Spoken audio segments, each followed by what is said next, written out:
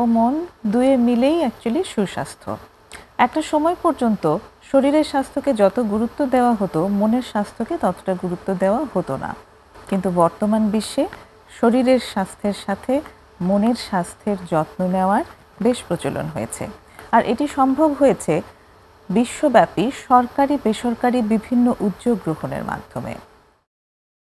যেমনি সরকারি প্রচেষ্টায় মানসিক স্বাস্থ্য নিয়ে অনেক প্রচারণা করা হয়েছে, তেমনিভাবে বেসরকারি উদ্যোগগুলো এখানে অবদান রেখেছে। বেসরকারিভাবে অনেকেই মানসিক স্বাস্থ্য সেবায় এগিয়ে এসেছে এবং প্রচারণায় কাজ করেছে। এরই ধারাবাহিকতায় প্রমিসেস মেডিকেল লিমিটেড গত অনেক বছর ধরে মানসিক স্বাস্থ্য সেবা প্রদান এবং প্রচারণায় গুরুত্বপূর্ণ অবদান রেখেছে। সুপ্রিয় দর্শক, প্রমিসেস জানতে চাই অনুষ্ঠানের আজকের পর্বে আমরা আজ আলোচনা করব মাদকাসক্তি ও মানসিক স্বাস্থ্য সেবায় প্রমিসেস মেডিকেলের ভূমিকা নিয়ে। আর এ বিষয়ে আলোচনা করার জন্য আমরা আজ স্টুডিওতে নিয়ে এসেছি প্রমিসেস মেডিকেল লিমিটেডের একজন মেডিকেল অফিসার ডাক্তার শোয়েব ইকরামুল্লাহকে। আসসালামু আলাইকুম। ওয়ালাইকুম সালাম। ডক্টর শোয়েব, আপনাকে স্বাগতম আমাদের স্টুডিওতে। ধন্যবাদ। কেমন আছেন? আমি ভালো আছি, আপনি আশা করি ভালো আছেন। হ্যাঁ, সেটাই আমরা আসলে খুব ভালো ফিল করি। এই প্ল্যাটফর্মে আমরা প্রমিসেস আমাদেরকে এই প্ল্যাটফর্মটা উন্মুক্ত করে দিয়েছে কথা বলার জন্য এবং মানসিক স্বাস্থ্য সেবা নিয়ে কথা বলার জন্য খুব স্পেশালি। তো আমরা আজকে আসলে জানতে চাই আপনার কাছ থেকে যে প্রমিসেস মেডিকেল আসলে বেশ অনেক বছর, প্রায় বছর 10 আমার যতদূর জানা, মানসিক স্বাস্থ্য সেবা প্রদান করছে তাদের হসপিটালে এবং তার সাথে মাদকাসক্তিরও সেবা দিচ্ছে। একই সঙ্গে এই যে অনুষ্ঠানটি, সেটাও তারা অনেক বছর ধরেই পালন করে আসছে। মানে এই অনুষ্ঠানটির জন্য তারা স্পন্সর করছে এবং কথা বলার সুযোগ করে দিচ্ছে। তো শুরুতে আপনার কাছে একটু জানতে চাইবো, এই যে মানসিক স্বাস্থ্য, মানসিক রোগ এবং মাদকাসক্তি, এই জায়গাটা নিয়ে আপনার কাছ থেকে শুরুতে একটুখানি জানতে চাইবো, এরপরে আমরা প্রমিসেস মেডিকেলের ভূমিকা জানবো। ধন্যবাদ প্রশ্নের জন্য। আসলে মানসিক রোগ ও মাদকাসক্ত দুইটা জিনিস যেরকম আলাদা, আবার অনেক অংশে দুইটা জিনিস একটা আর একটাকে ক্রস ওভার করে। মানসিক রোগটা সম্পর্কে জানার আগে আমাদের জানতে হবে যে মানসিক স্বাস্থ্য বা মেন্টাল হেলথ জিনিসটা কি। আমরা দৈনন্দিন জীবনে যে কাজগুলি করতে পারছি, মানুষের সাথে কমিউনিকেশন, আমাদের নিত্য নৈমিত্তিক কাজ, এই জিনিসগুলি ধারাবাহিকভাবে বজায় রাখাটাকে মূলত আমাদের যে মেন্টাল হেলথটা যে ভালো, এইটা অ্যাড্রেস করে বলতে গেলে। যখন আমাদের নিত্য নৈমিত্তিক কাজগুলিতে বাধা আসবে, সেটা হয় বিষণ্ণতার কারণে বা অন্যান্য যে সমস্যাগুলি সেগুলির কারণে, তখন এটাকে আমরা পোর মেন্টাল হেলথ বলতে পারি। আর এই পোর মেন্টাল হেলথটাই ইন্ডিভিজুয়ালি আমাদের মেন্টাল ইলনেসের দিকে লিড করবে। এখন যদি মেন্টাল ইলনেসের কথাটা বলি, তাহলে মেন্টাল ইলনেস সাধারণত হচ্ছে আপনার আমরা আমাদের নিজের যে সেলফ টেক কেয়ার জিনিসটা, এই জিনিসটা আমাদের ভিতরে থাকবে না। একটা সেলফ হার্মিং টেন্ডেন্সি থাকতে পারে। ডে টু ডে মানুষের সাথে কমিউনিকেশন করতে গেলে পরে আমাদের বাধা ফেস হতে পারে, বিষণ্ণ লাগতে পারে, ওয়ার্থলেসনেস ফিল হতে পারে। এইটা হচ্ছে কি আপনার মানসিক রোগ বা মেন্টাল ইলনেস। আর এখন যদি আসি মাদকাসক্তি বা অ্যাডিকশনের ক্ষেত্রে, অ্যাডিকশন এটা আসলে মেডিকেল টার্মিনোলজিতে যদি আমি বলি, ইট is a chronic relapsing brain disorder.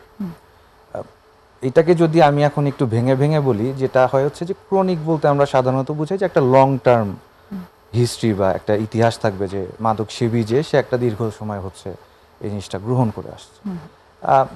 Relapsing বলতে যে তাদের ভিতরে খুবই প্রবণতা থাকে মাঝে মাঝে এই জিনিসটা রিল্যাপস হওয়ার, যে তারা হয়তো কোনোভাবে টেক কেয়ার হয়েছে বাট এগেইন রিল্যাপস হচ্ছে। বাকিটা তো বুঝেই যাচ্ছে ব্রেন ডিসঅর্ডার, মানে এটা ব্রেনের উপরে ইমপ্যাক্ট রাখে, সেই জন্য এটাকে ব্রেন ডিসঅর্ডার বলা হয়। এটা একটা ডিজিজ বা ডিসঅর্ডার। আমরা মাদকাসক্তি জিনিসটাকে অনেকে হয়তো মনে করতে পারে যে it might be a choice, but it is not actually. It is a disease or mental disorder. এখন যদি আরেকটু আমি বলি, মাদকাসক্তি থেকে মানসিক রোগ হওয়ার সম্ভাবনা থাকে। আচ্ছা। আবার অনেক সময় দেখা যায় যে অনেক রোগীর মাদক সে গ্রহণ করছে দীর্ঘদিন হলো, গ্রহণ করতে করতে তার ভিতরের কিছু মানসিক সমস্যা তৈরি হয়, যেরকম বিষণ্ণতা হতে পারে, এগ্রেসিভনেস হতে পারে, ইম্পালসিভ একটা থট তার ভিতর কাজ করতে পারে। এখন যদি আমি একটু অন্য দিক থেকে আসি, যে মানসিক রোগ থেকে কিভাবে আমরা অ্যাডিকশনের দিকে যেতে পারি। মানে আপনি যেমন বলছেন যে মাদকাসক্তি থেকে যেমন মানসিক রোগ হতে পারে, আবার তেমনি মানসিক রোগ থেকেও মাদকাসক্তি আসতে পারে। অবশ্যই। আচ্ছা, যেরকম আমি যদি বলি, অনেক সময় বিষণ্ণতা থেকে মানুষের ভিতরে এই প্রবণতাটা আসে যে একটা মাদক গ্রহণ করার ইচ্ছাটা আসতে পারে। এখানে অনেক সময় দেখা যায় যে জেনেটিক্যালি অনেকের ভিতরে একটা মেন্টাল ডিজিজ বা মেন্টাল ইলনেস থাকতে পারে।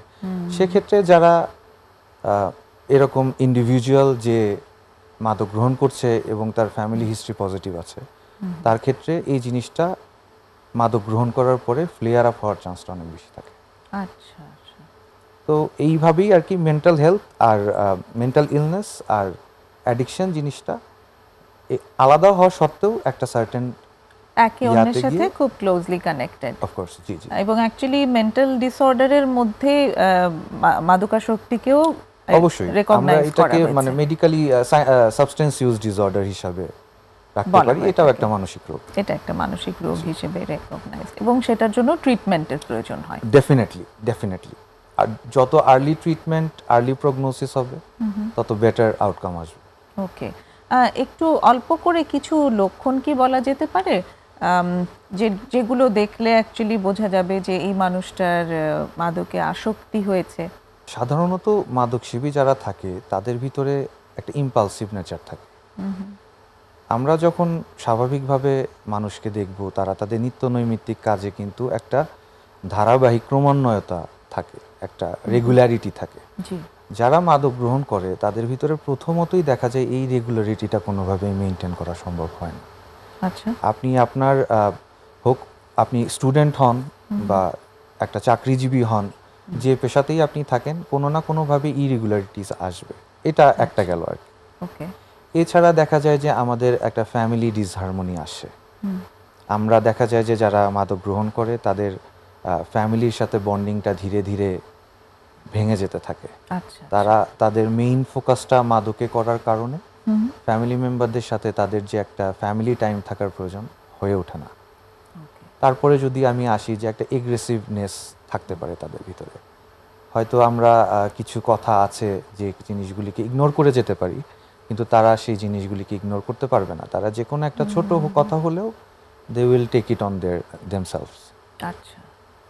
আরও যদি বলি, তাদের একটা শারীরিক পরিবর্তন তো ডেফিনেটলি আসবে। আপনি দীর্ঘদিন মাদক গ্রহণ করলে আপনার শারীরিক একটা পরিবর্তন হবে। কি ধরনের পরিবর্তন? ওয়েট লস হতে পারে। আচ্ছা।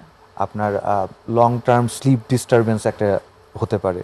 সেটার কারণে হয়তো দেখা যেতে পারে আপনার উজ্জ্বলতা চেহারার, বা একটা যে আপনি যে সুস্থ থাকলে যেরকম চেহারার একটা থাকে, ভাব থাকে, সেটা চলে যেতে পারে। সতেজতা। রাইট, সতেজতাটা চলে যেতে পারে।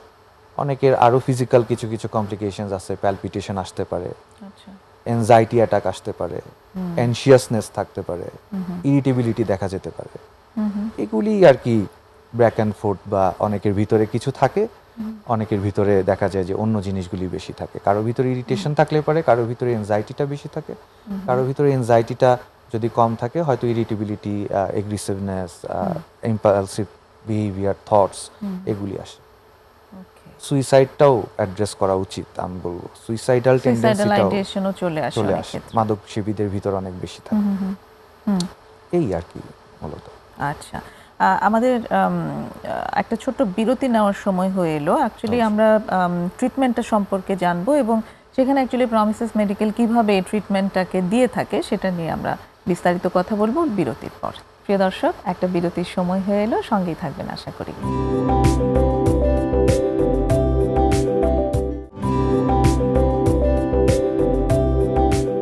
প্রিয় দর্শক, ছোট্ট বিরতি নিয়ে ফিরে এসেছি প্রমিসেস জানতে চাই। আজ কথা হচ্ছে ডাক্তার শোয়েব একরামুল্লাহর সাথে মাদকাসক্তি ও মানসিক স্বাস্থ্য সেবায় প্রমিসেস মেডিকেলের ভূমিকা নিয়ে।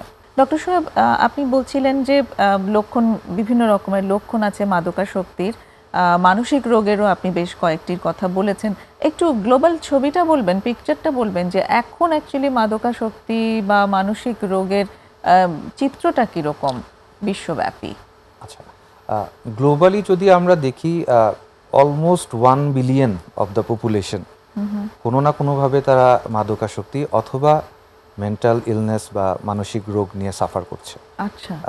এটার ভিতর দেখা যায় যে সাধারণত মানসিক সমস্যা যেটা এটাতে ফিমেল ইন্ডিভিজুয়াল বা মহিলা রোগী যারা তারা একটু বেশি থাকেন। আচ্ছা, এটা আসলে সাধারণত তাদের কিছু hormonal special unique hormonal biological social কিছু এক্সপিরিয়েন্সের কারণে হয়ে থাকে। আর আচ্ছা, সাবস্টেন্স ইউজ ডিসঅর্ডার বা যদি মাদকাসক্তি বলি, এটা সাধারণত ছেলেদের বা মেল ইন্ডিভিজুয়ালসের ভিতরে বেশি পাওয়া যায়। আচ্ছা, আচ্ছা, এটা স্বভাবতই তাদের রিস্ক টেকিং টেন্ডেন্সি প্লাস একটা cultural ideation of masculinity show করার জন্য এই জিনিসটা আসে আর কি। এইটা হচ্ছে মোটামুটি ওভারঅল গ্লোবাল অবস্থা। আর এটা আসলে অনেক বড় একটা সংখ্যা যে 1 বিলিয়নের বেশি মানুষ এরকম সমস্যার ভেতর দিয়ে যাচ্ছেন, এবং এই ট্রিটমেন্টের জায়গাটাও আসলে যতটুকু আমরা জানি মানে বেশিরভাগরাই চিকিৎসা নিতে আসতে চান না। এটা একটা সবচেয়ে বড় চ্যালেঞ্জের জায়গা অফকোর্স মাদকাসক্তির ক্ষেত্রে। তো একটু আমি এবার জানতে চাই যে প্রমিসেস মেডিকেল এটা অ্যাকচুয়ালি একটা ডি অ্যাডিকশন সেন্টার, তার সাথে এখানে মেন্টাল ডিসঅর্ডারেরও চিকিৎসা দেওয়া হয়। এখানে অ্যাকচুয়ালি চিকিৎসার ব্যবস্থাটা কীরকম একটু যদি আমাদের জানান। প্রমিসেস মেডিকেল লিমিটেড বিগত বহু বছর হলো এই যে ডিজিজ মেন্টাল ডিজিজ অ্যান্ড অ্যাডিকশনের সাথে সম্পৃক্ততা রাখে, জি, কাজ করছেন। তারা বিগত অনেক অ্যাওয়ার্ড পেয়েছেন।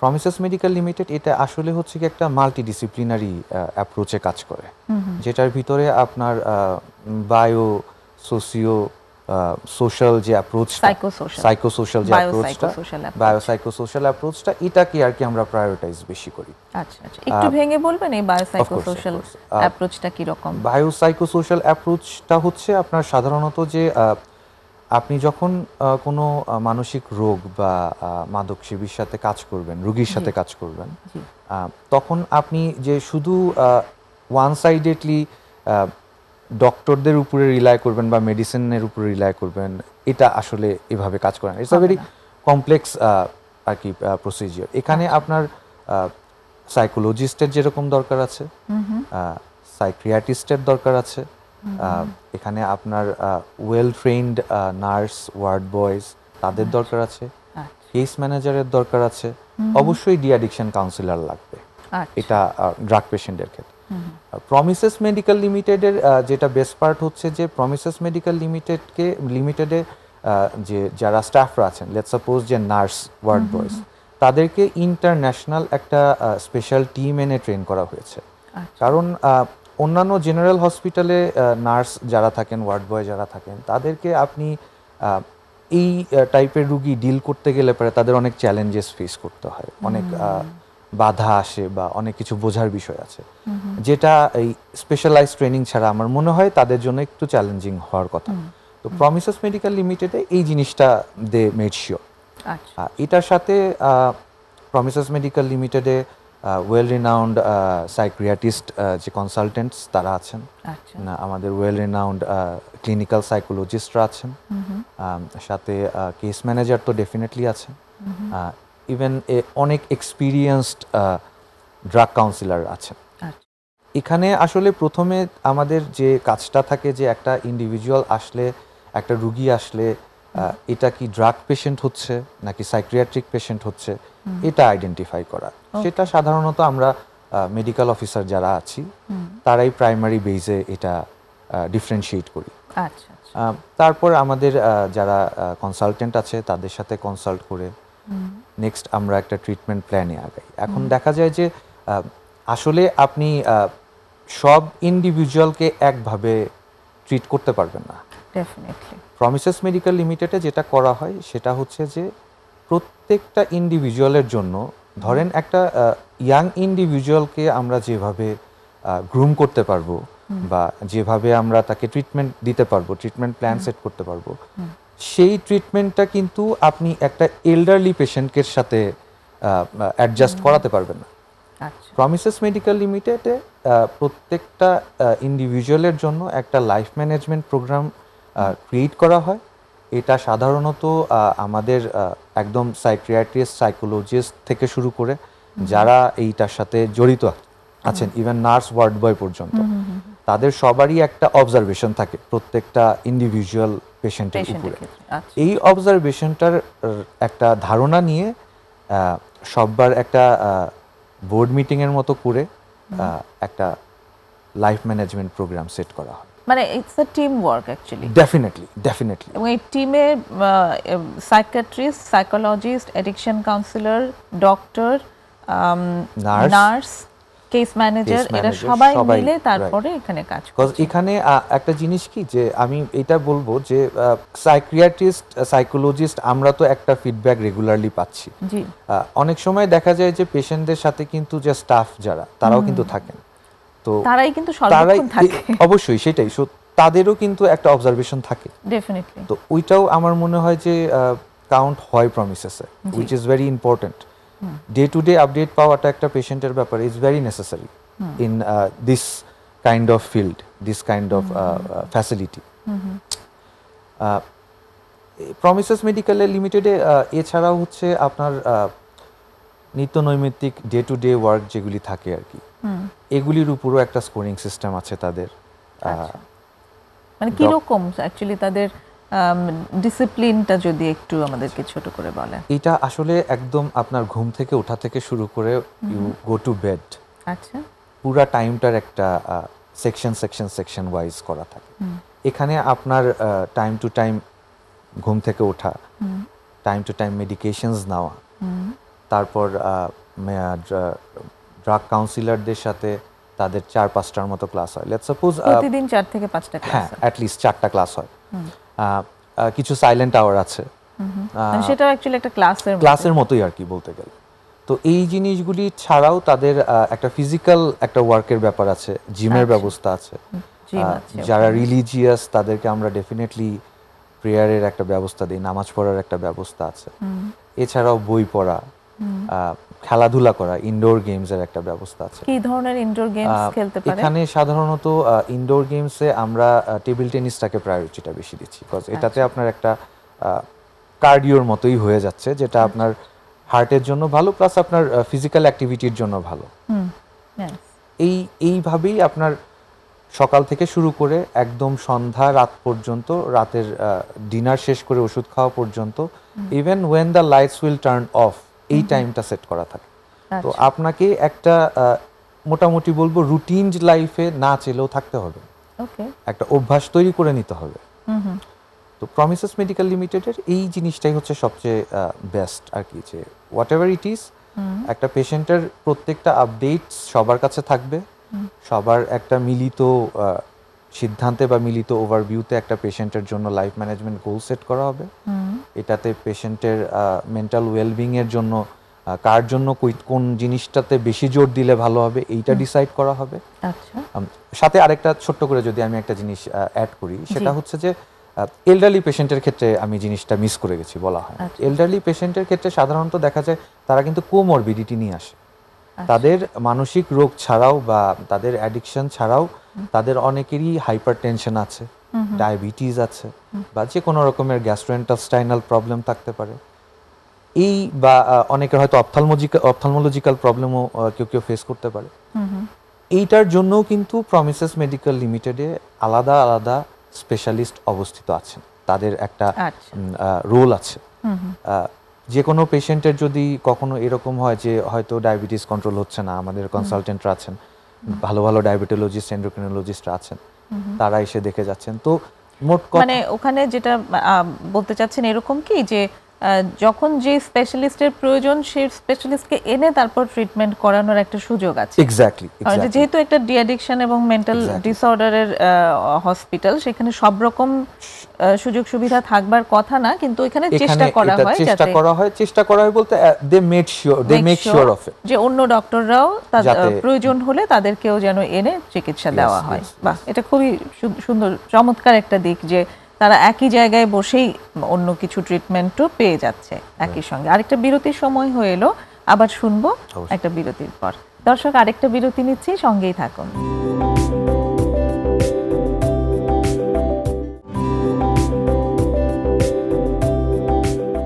আরেকটা বিরতি নিয়ে ফিরে এসেছি প্রমিসেস জানতে চাইয়ে। আজ কথা হচ্ছে মাদকাসক্তি ও মানসিক স্বাস্থ্য সেবায় প্রমিসেস মেডিকেলের ভূমিকার উপর। ডাক্তার শোয়েব ইকরামুল্লাহর সাথে। প্রমিসেস কিভাবে কাজ করে সেটা আমরা শুনছিলাম।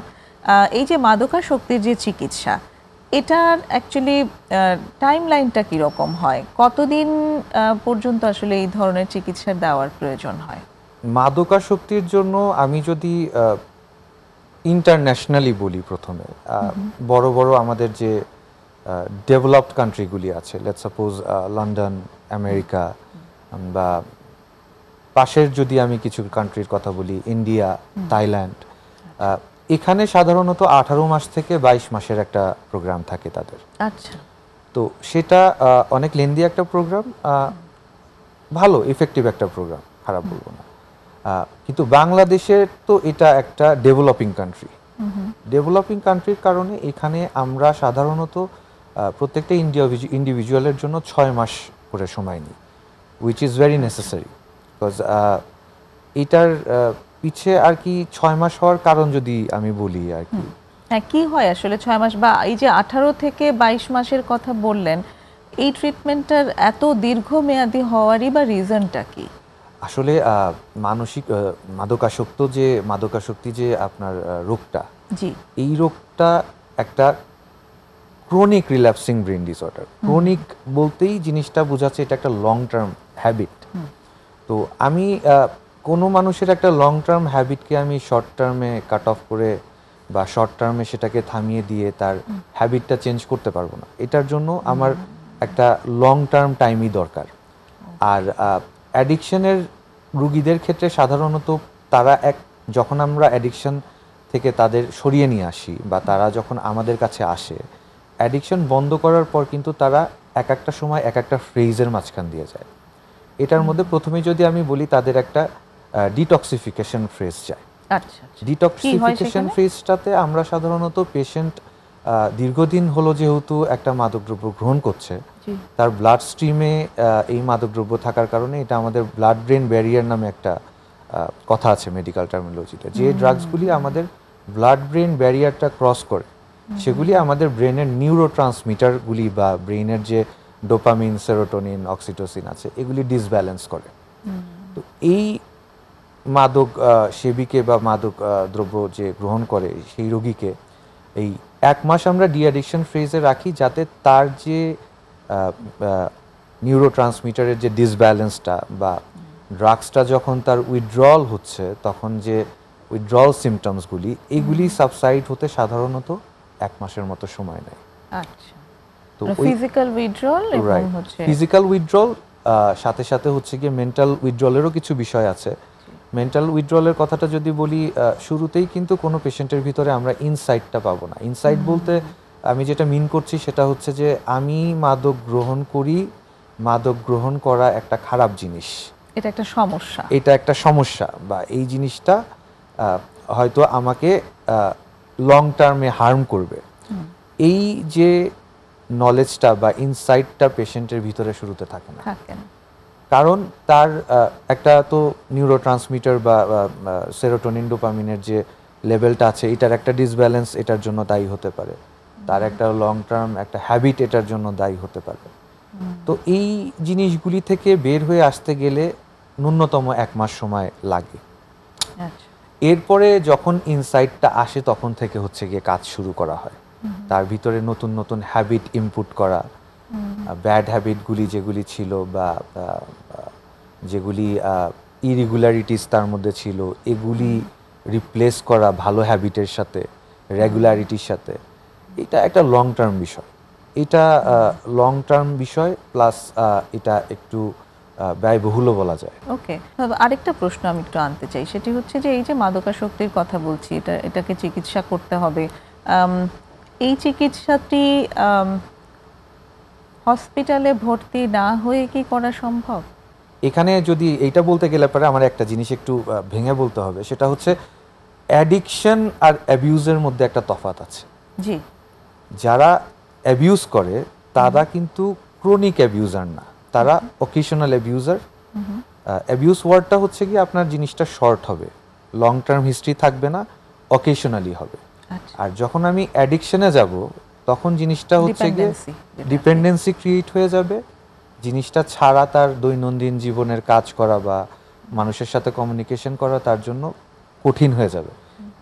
এবং এই যে দৈনিক গ্রহণের যে টেন্ডেন্সিটা, এটা একটা আলটিমেটলি গিয়ে তাকে ফিজিক্যালি হয়তো হার্ম করবে অথবা তাকে ফাইন্যান্সিয়ালি বা মেন্টালি হার্ম করবে। তো এখন আপনি যে কোশ্চেনটা করলেন যে আমরা কিভাবে ডিসাইড করব যে কোন রুগীকে আমরা হয়তো আউটডোর ট্রিটমেন্ট দিব, কোন রুগীকে আমাদের ইনহাউস রাখতে হবে।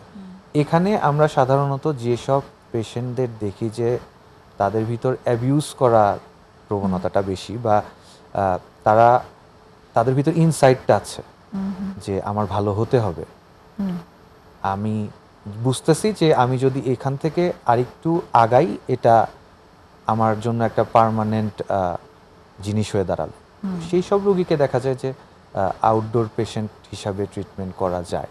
আচ্ছা আচ্ছা। আর ইনহাউস পেশেন্ট যারা থাকেন তাদেরকে একটা সার্টেন টাইম পরে, লেটস সাপোজ আমি যেটা বললাম যে 6 মাসের যে ট্রিটমেন্ট প্রোটোকলটা, 6 মাস ট্রিটমেন্ট প্রোটোকলটা শেষ হওয়ার পরেই যে ট্রিটমেন্ট শেষ, ব্যাপারটা কিন্তু এমন না। আপনাকে 6 মাস ট্রিটমেন্ট নিয়ে চলে যাওয়ার পরে আপনার যে কনসালটেন্ট, আপনার যে সাইকোলজিস্ট, তাদের সাথে কিন্তু আপনার যোগাযোগ রক্ষা করতে হবে। ড্রাগ কাউন্সিলরের সাথে আপনার যোগাযোগ রক্ষা করতে হবে। বিকজ এমন না যে আমি এখান থেকে ট্রিটমেন্ট নিয়ে চলে গেলাম, বাইরে গেলে পরে আমি চ্যালেঞ্জেস ফেস করব না, আমার ভিতরে ক্রেভিং আসবে না, আমাকে একটা ব্যাড কোম্পানি এসে ইনফ্লুয়েন্স করবে না।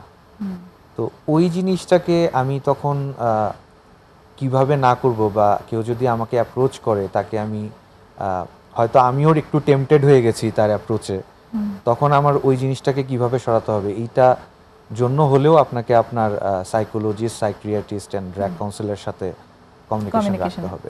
একটা হচ্ছে আউটডোর পেশেন্টেরটা বললাম, ইনহাউস পেশেন্টরাও একটা সার্টেন টাইম পরে গিয়ে আউটডোর পেশেন্ট হিসাবে আসা যাওয়া করে। ওকে।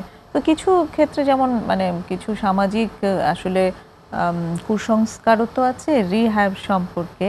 তো অনেকেই চান যে ঠিক আছে অ্যাডিকশন বিষয়টা এসে গেছে রোগ হিসেবে, কিন্তু আমরা চাই না কোনো রিহ্যাবিলিটেশন সেন্টারে ভর্তি করাবো। তো সেই ক্ষেত্রে অ্যাকচুয়ালি এই রেটটা কীরকম আপনি দেখেন, যে তারা বাড়িতে বসে কি চিকিৎসা নিয়ে পারে, কতটা সুস্থ হওয়ার সম্ভাবনা থাকে? প্রথমত আমি বলবো যে একটা যে ট্যাবুর কথাটা আপনি বলছেন, অনেকেরই হয়তো রিহ্যাবিলিটেশন বা অ্যাডিকশন যে প্রোগ্রামগুলি বা ফ্যাসিলিটিগুলি, রিহ্যাবিলিটেশন সেন্টারগুলি, এটা নিয়ে হয়তো অনেক রকমের ভুল ধারণা বা মিসকনসেপশন কাজ করে। সেক্ষেত্রে তারা চান যে আমি হয়তো আমার সন্তানকে বা আমার যে লাভড ওয়ান বা ক্লোজড ওয়ানকে হয়তো বাসায় রেখে ট্রিটমেন্ট করাতে চাই। আসলে বিষয়টা হচ্ছে যে একটা মাদকসেবী কিন্তু সাধারণত সে বুঝতে পারে না যে কখন সে তার লিমিটটা ক্রস করছে।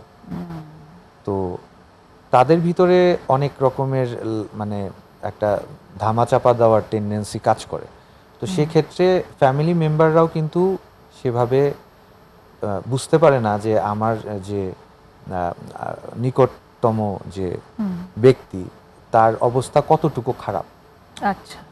তো আমি বলবো যে যারা মাদক গ্রহণ করেন তাদের ভিতরে যদি ইচ্ছা থাকে বা পরিবার যদি কখনো জানতে পারে যে সে মাদক নিচ্ছে, সেক্ষেত্রে ফ্যাসিলিটিগুলির সাথে যেমন প্রমিসেস মেডিকেল লিমিটেড বা তাদের নিকটতম যেটা আছে আর কি অ্যাপ্রোচ করা উচিত।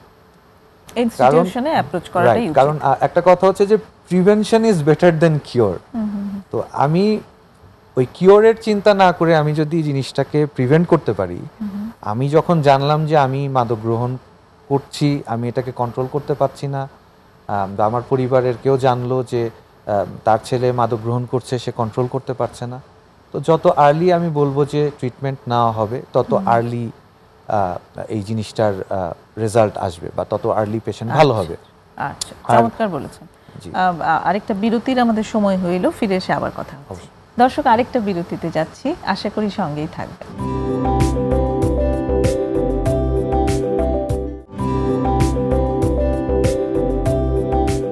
চলছে প্রমিসেস জানতে চাই। আজ দেখছেন মাদকাসক্তি ও মানসিক স্বাস্থ্য সেবায় প্রমিসেস মেডিকেলের ভূমিকা নিয়ে আলোচনা করছেন ডাক্তার শোয়েব ইকরামুল্লাহ।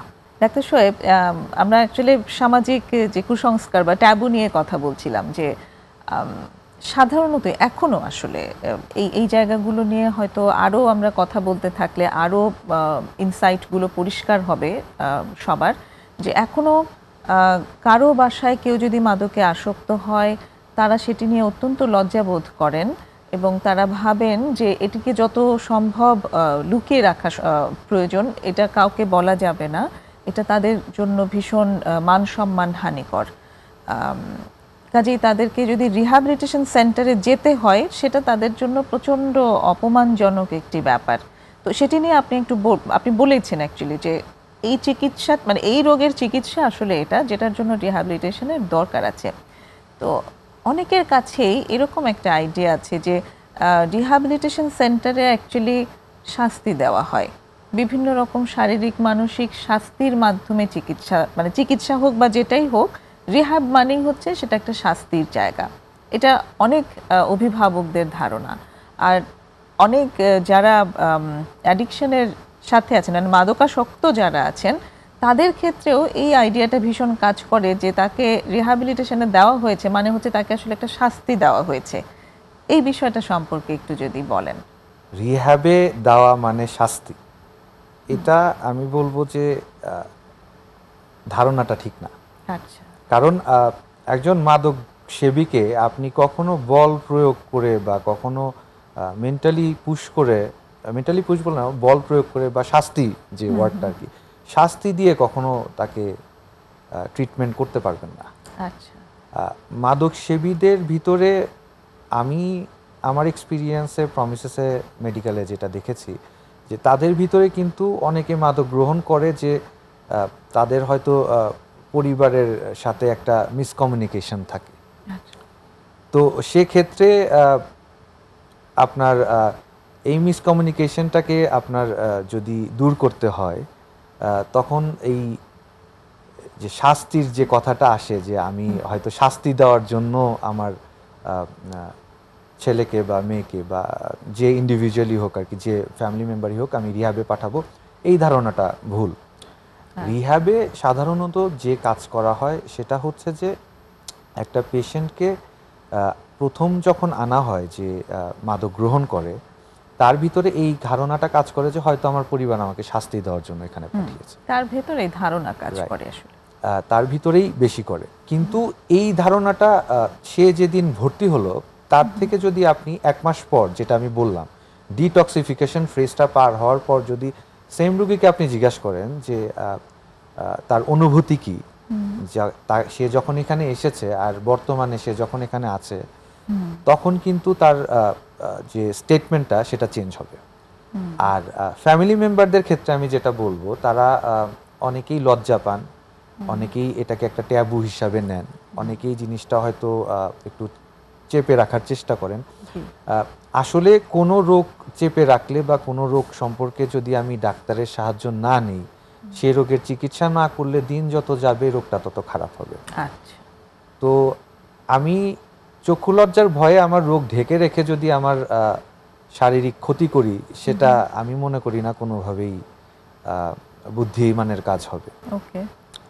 তো মনে রাখতে হবে যে মাদকাসক্তি বা মাদক গ্রহণ করার যে প্রবণতা, এটা একটা চয়েস না, এটা একটা মানসিক রোগ।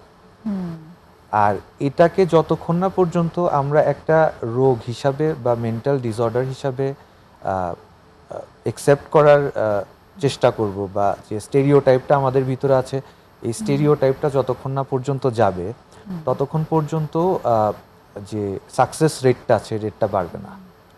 তো আমার কথা হচ্ছে যে যারা এরকম ভাবেন যে হয়তো একটা শাস্তির ব্যবস্থা ওখানে থাকে, তারা যদি একটু রিসার্চ করেন, প্রমিসেস মেডিকেল লিমিটেড হোক বা তাদের কাছে যেটা সুইটেবল মনে হয় হোক, ভালো যে কোনো সংস্থা আছে, আমার মনে হয় তারা যদি যায়, ওখানে গিয়ে কথা বলে, বসে দেখেন, জিনিসটা সম্পর্কে একটু নলেজ গ্যাদার করেন, তাদের এই ধারণাটা পরিবর্তন করা সম্ভব। আর অ্যাওয়ারনেস জিনিসটা খুবই ইম্পর্টেন্ট। আমাদের দেশে আসলে ডেভেলপিং কান্ট্রিগুলিতে এই জিনিসগুলি নিয়ে অ্যাওয়ারনেস ক্রিয়েট করার যে কি বলবো যে লোক বলি বা সংস্থা বলি এগুলি একটু কম। তো এই মানুষদের এগিয়ে আসতে হবে যারা অ্যাওয়ারনেসটা ক্রিয়েট করতে পারবে। এই অ্যাওয়ারনেসটা ক্রিয়েট করলে পারে এই যে ট্যাবু একটা যে ধারণা মানুষের ভিতরে যে রিহ্যাবিলিটেশনে হয়তো শাস্তি দেওয়া হয় বা রিহ্যাবিলিটেশন দিলে পারে হয়তো আমাদের একটু সোসাইটি থেকে একটু ডাউনওয়ার্ডস দেখতে পারে, ব্যাপারটা এরকম না। একটা মানসিক রোগী যেরকম একটা মাদকাসক্ত রোগীও একটা মানসিক রোগী, রোগকে আমরা রোগ হিসাবেই ধরবো। রোগকে জাজ করার কোনো জায়গা আমার মনে হয় যে মেডিকেল সায়েন্সেও নাই, আর যারা রোগী বা রোগীর গার্জিয়ান তাদেরও থাকা উচিত না। বিকজ ইটস অল অ্যাবাউট মানে একটা রোগের চিকিৎসা দরকার, রোগ থাকলে তার চিকিৎসা অবশ্যই আছে। একজন মানুষের যদি ডায়াবেটিস হয় সে কিন্তু দ্ব্যর্থহীনভাবে মানুষকে বলতে পারে যে আমার ডায়াবেটিস আছে, কিন্তু তার যখন অ্যাডিকশন আছে সেটি নিয়ে তিনি মুখ খুলতে চায় না। আমার মনে হয় পর্যাপ্ত মানুষদের এখন গ্লোবালি আমি যেটা বললাম অলমোস্ট 1 বিলিয়ন মানুষ কিন্তু এটায় আছেন, মাদকাসক্ত আক্রান্ত আছেন, মাদকাসক্ত বা মানসিক।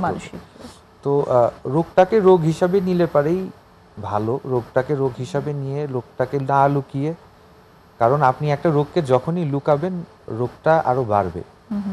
আর রোগটাকে যখন আপনি যারা ডক্টরস আছেন বা সাইকোলজিস্ট আছেন তাদের সাথে যখন জিনিসটা শেয়ার করবেন তখন এটার কিওর হবে। আর এই জন্য আমাদের মনে হয় যে পর্যাপ্ত অ্যাওয়ারনেস ক্রিয়েট করাটা এখন সময়ের দাবি, খুবই ইম্পর্টেন্ট। এই অ্যাওয়ারনেসের জায়গাটাতে আসলে কারা কারা স্টেক হোল্ডার হতে পারে, কারা কোথা থেকে হলে সবচেয়ে বেশি ভালো? অবশ্যই প্রমিসেস মেডিকেল লিমিটেড তো খুব একটা বড় ভূমিকা পালন করছে অ্যাওয়ারনেস ক্রিয়েট করার জন্য। হ্যাঁ, তারা একটা বড় সোর্স হতে পারে। সাথে আমরা ডক্টররা যারা সাইকোলজিস্ট বা ডক্টররা বলতে সাইকিয়াট্রিস্ট যারা আছেন, ক্লিনিক্যাল সাইকোলজিস্ট যারা আছেন, তারা একটা অ্যাওয়ারনেস ক্রিয়েট করতে পারেন বা তারা অলরেডি করে যাচ্ছেন, বিগত বছর হলো তারা করে যাচ্ছেন। এটার সাথে যারা আমি বলবো যে এই যারা মাদক সেবী, যারা রোগী, তারা যদি এই লজ্জাটা না পেয়ে তাদের রোগটাকে একসেপ্ট করে তারা যদি এগিয়ে আসে, তাদের সাকসেস স্টোরিটা যদি তারা শেয়ার করে, তাকে দেখে সুস্থ হয়ে গেছেন, রাইট, যারা রিকভারিতে আছেন, তারা সাকসেস রেটটা শেয়ার করলে তাদের দেখে কিন্তু অন্যান্যরাও উদ্বুদ্ধ হবেন যে এটা তাদের কাছে কিন্তু তখন একটা ট্যাবু হিসাবে কাজ করবে না, তাদের কাছে জিনিসটা একটা নর্মাল জিনিস হবে, একটা ব্যাপার যেটা হয়তো একটা রোগ যেটাকে নিয়ে তারা স্বাভাবিকভাবে ডাক্তারের সাথে পরামর্শ করতে পারবেন। এক্স্যাক্টলি, তাদের আসলে সেই জায়গাটা ক্রিয়েট করবার জন্য সোসাইটিকে ওই যে বায়োসাইকোসোশ্যালের যে সোশ্যাল রিইন্টিগ্রেশনের সমাজের অন্যদের আসলে এগিয়ে আসাটা অনেক বেশি ইম্পর্টেন্ট। তারা যতক্ষণ পর্যন্ত এদেরকে অ্যাকসেপ্ট না করছে ততক্ষণ পর্যন্ত তারা রিকভারি হিসেবেও আসলে খুব আরামে সোসাইটিতে থাকতে পারছে না, কষ্ট হচ্ছে তাদের। সেই এখানে সরকারি কিছু ভূমিকা থাকা উচিত। অবশ্যই সরকারি ভূমিকা আমি বলবো যে বাংলাদেশে সরকারি যে ইনস্টিটিউটগুলি আছেন সেগুলিও ভালো, তারাও তাদের দিক থেকে চেষ্টা করছেন, কিন্তু এই চেষ্টাটা যদি একটা বড় পরিসরে সরকারি বেসরকারি সব প্রতিষ্ঠান মিলে যারা এই ফ্যাসিলিটিগুলিতে সম্পৃক্ত আছেন তারা সবাই মিলে যদি আরো বড়ভাবে জিনিসটাকে তুলে ধরা যায়, এরকম ট্যাবু থাকবে না, অনেক বেশি প্রচারণার জায়গাটা তৈরি হবে এবং সবাই এই সোশ্যাল স্টিগমা থেকে বের হয়ে আসার সুযোগ পাবে। অনেক ধন্যবাদ ডক্টর শোয়েব আমাদের এখানে আসবার জন্য এবং চমৎকার আলোচনা উপহার দেওয়ার জন্য। ধন্যবাদ আপনাকে। সুপ্রিয় দর্শক, একদমই অনুষ্ঠানের শেষ পর্যায়ে, আগামী অনুষ্ঠান দেখার আমন্ত্রণ জানিয়ে এখানে শেষ করছি। খোদা হাফেজ।